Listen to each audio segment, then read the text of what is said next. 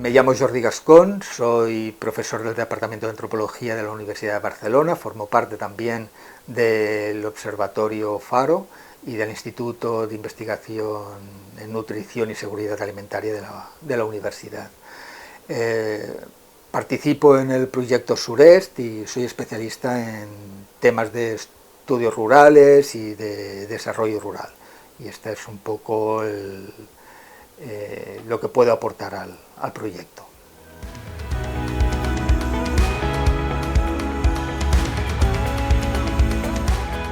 El mundo rural latinoamericano ha tenido transformaciones muy importantes en las últimas 2 o 3 décadas, a partir de que empezó a salir de la llamada década perdida, que ocupó los años 80, buena parte de los 90.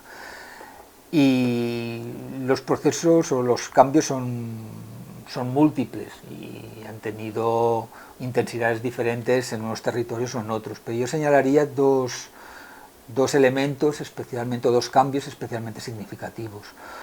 Uno es que se han mantenido los procesos de migración campo-ciudad que se empezaron a dar ya a inicios del siglo XX, pero con volúmenes especialmente significativos a partir de mediados de siglo.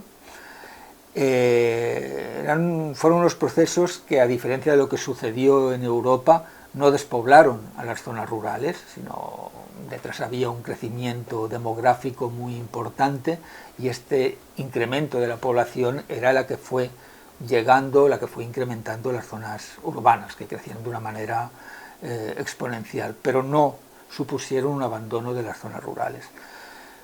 No obstante, lo que se observa en las últimas 2 décadas es que sí que empiezan a haber determinados territorios o determinadas zonas despobladas, ¿no?, de las zonas del ámbito rural. Y yo esto lo relaciono con la mejora de la estructura vial de comunicaciones en América Latina, que ha ido o ha provocado que determinados territorios que estaban más o menos de una manera mejor o peor articuladas al mercado hayan quedado marginadas. Hay un segundo cambio que me gustaría señalar, que creo que es especialmente significativo, que es el surgimiento de nuevas estrategias pluriactivas por parte del campesinado. El campesinado, en contra de lo que muchas veces pensamos, no era únicamente un agricultor, se dedicaba también a otras cosas, pero en estas últimas décadas han habido cambios sustanciales. ¿Cómo era la pluriactividad anterior?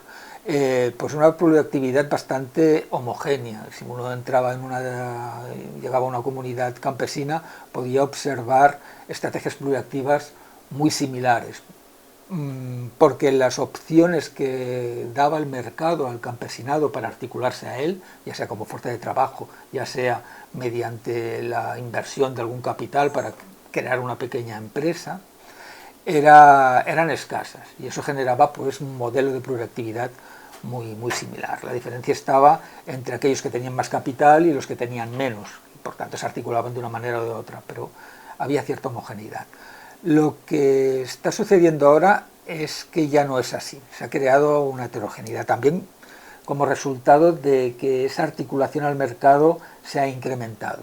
El mercado ahora ofrece más posibilidades laborales, el mercado ofrece más posibilidades de inversión, y ahora cada vez es más difícil que en una comunidad encontrar 2 familias que tengan el mismo cóctel pluriactivo, ¿no? El papel de la agricultura generalmente sigue siendo significativo, pero también es verdad que no tanto como lo era antes, pero sigue teniendo un papel importante en el mantenimiento y en la resiliencia de los grupos campesinos.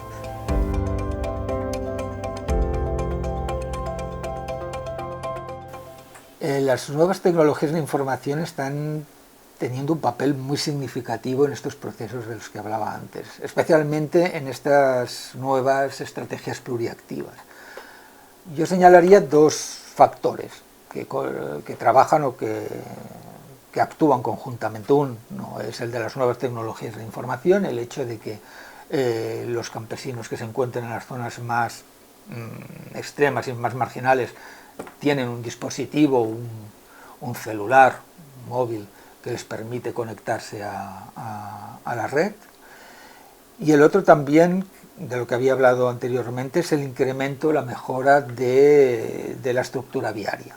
Y actúan estos dos elementos conjuntamente, porque permite al campesinado el establecimiento de estas nuevas estrategias económicas, les permite articularse, yo no diría mejor, porque no siempre es una cuestión de calidad, pero sí que estar más articulado al mercado capitalista, ¿no? Pongo un ejemplo y luego continúo hablando, ¿no?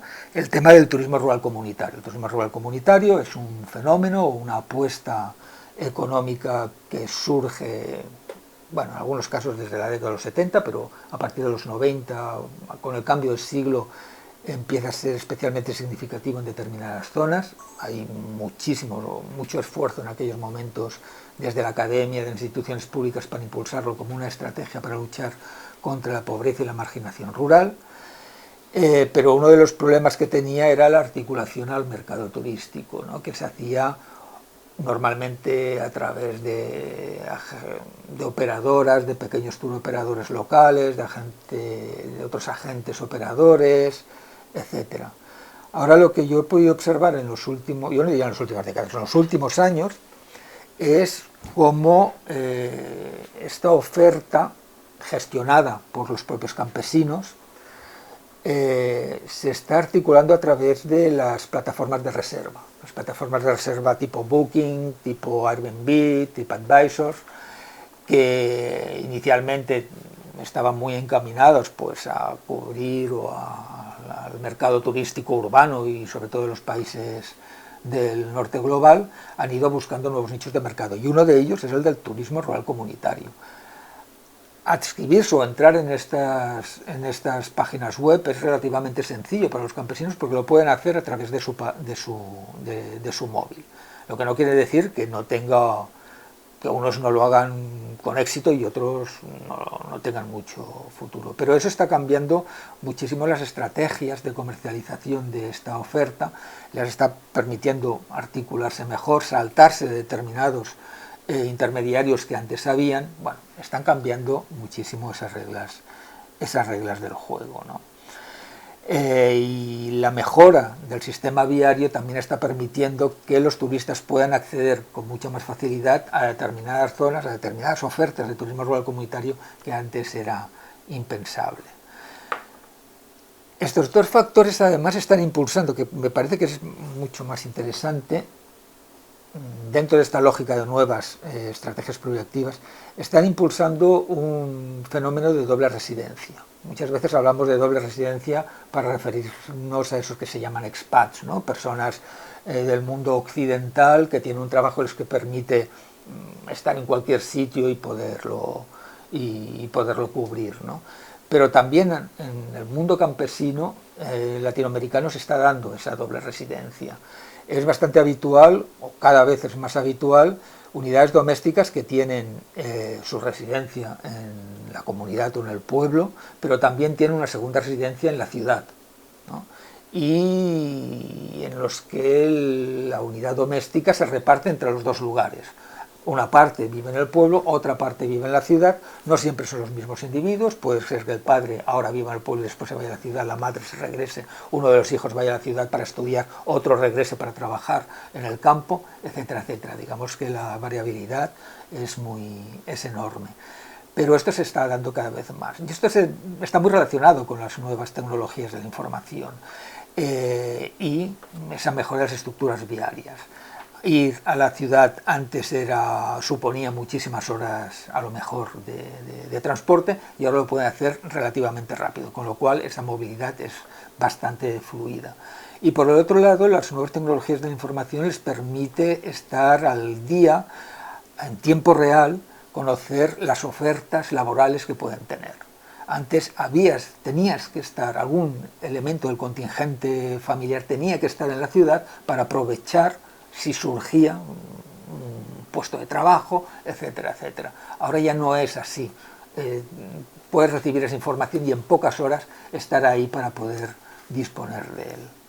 Yo marcaría, digamos, estos elementos, especialmente el tema de la doble residencia, como un elemento que marca mucho cómo funcionan esas nuevas estrategias productivas campesinas y sobre todo pues cómo favorece esa doble residencia en las unidades domésticas campesinas.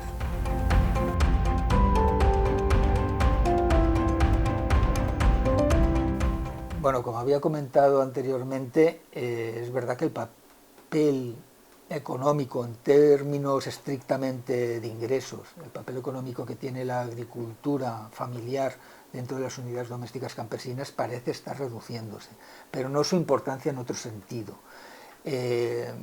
Aunque ahora parezca que el campesinado está mucho mejor articulado, vuelvo a decir, yo no utilizaría la palabra mejor, sino más articulado al mercado,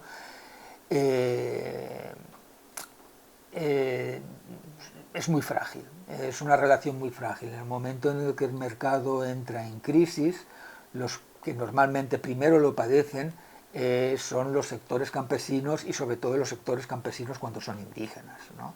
Es una población muy vulnerable. Son los primeros que se quedan sin trabajo, etcétera, etcétera. Y en ese sentido, mantener la finca familiar, mantener la actividad agraria familiar es un mecanismo de resiliencia. En caso de crisis, siempre se pueden alimentar con lo que producen. Pero aparte de eso, hay otro factor que creo que es especialmente destacable y le da una importancia sustancial a la finca familiar, a la agricultura campesina. Y es que les permite en muchos casos aprovechar al 100% la fuerza de trabajo disponible. En estas estrategias pluriactivas muchas veces resulta que tienes un contingente, tienes parte de la familia haciendo un determinado trabajo, pero no lo ocupa al 100%. La agricultura lo que permite es dar un máximo aprovechamiento a la fuerza de trabajo.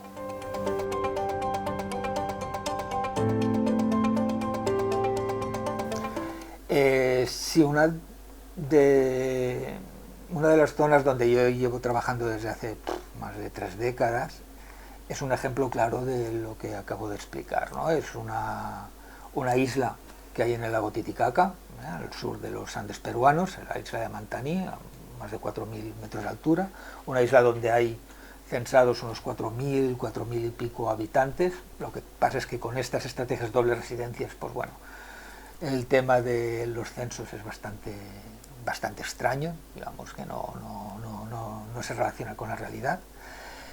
Y es un ejemplo del papel que tiene la agricultura.